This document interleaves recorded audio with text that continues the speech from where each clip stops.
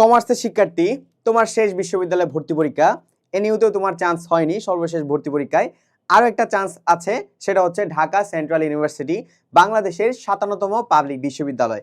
নিজেকে পাবলিকান হিসেবে যদি নিজের কাঙ্ক্ষিত ক্যাম্পাসে যদি অংশগ্রহণ করাতে চাও, তাহলে এটাই তোমার শেষ সুযোগ। টোটাল 7টি কলেজ মিলিয়ে আমাদের এখানে ঢাকা সেন্ট্রাল ইউনিভার্সিটি অনুমোদিত হয়েছে। সর্বশেষ তারা তাদের লোগো প্রকাশ করেছে এবং আমরা ধারণা করছি এই মাসের শেষের দিকে আমরা ইনশাল্লাহ সার্কুলার পেয়ে যাব। তার মানে সর্বশেষ তথ্য অনুযায়ী তোমার পরীক্ষা 2 থেকে 3 মাসের মধ্যে হতে চলেছে। ধরো তুমি অগাস্টে তুমি ভর্তি পরীক্ষায় অংশগ্রহণ করবা।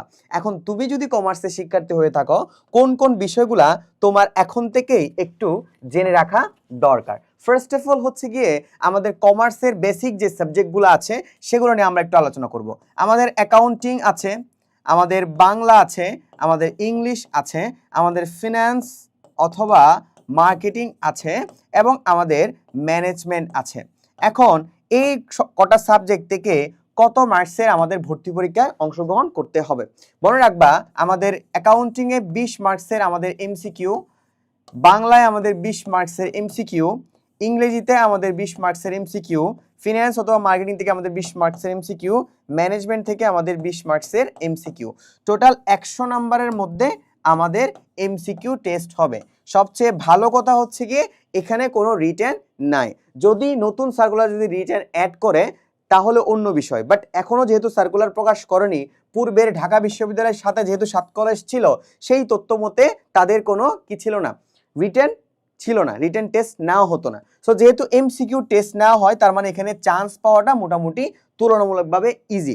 এখন আসো ভাইয়া, আমার এখানে কত করে এমসিকিউতে আমি কত পেলে আমার একটা কমার্স থেকে ভালো সাবজেক্ট আমি গ্রেপ করতে পারবো?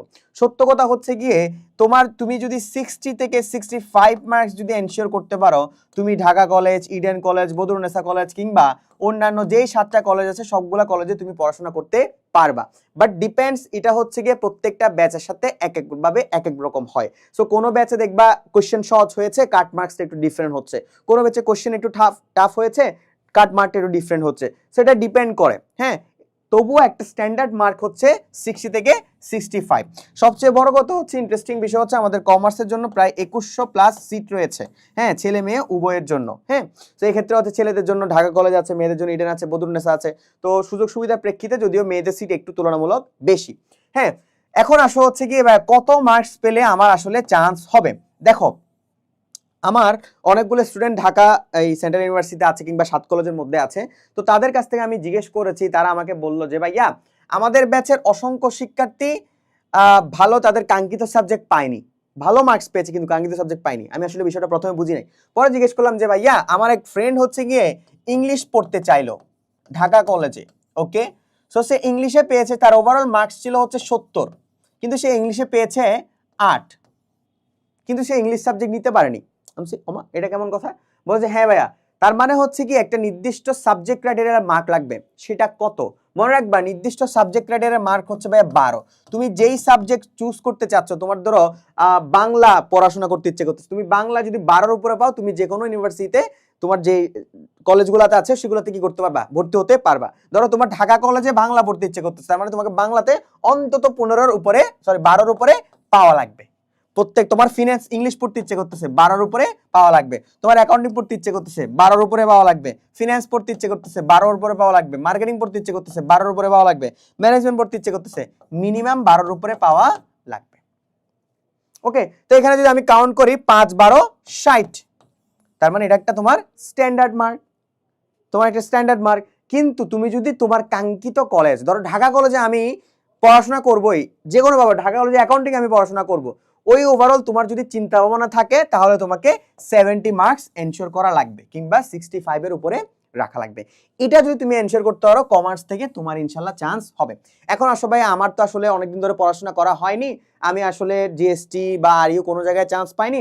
আমি একটা শেষ সময়ে এসে, বিলিভ মি ভাই, আল্লাহর ওয়াস্তে আমাকে একটু উঠান, আমি আমার ফ্যামিলিকে দেখাইতে চাই। সো উঠানোর জন্য হচ্ছে আমাদের ঢাকা সেন্ট্রাল ইউনিভার্সিটির একটা কোর্স আছে। এই কোর্সে ভর্তি হলে তুমি 200টা ক্লাস পাচ্ছ। 200টা ক্লাসের মধ্যে তোমার accounting, marketing, management, finance, Bangla, ইংরেজি সব কিছু ইনশাল্লাহ গুছিয়ে যাবে। যেহেতু এমসিকিউর প্রিপারেশন, সো এমসিকিউর পূর্ণাঙ্গ প্রিপারেশন এখানে দেওয়া আছে।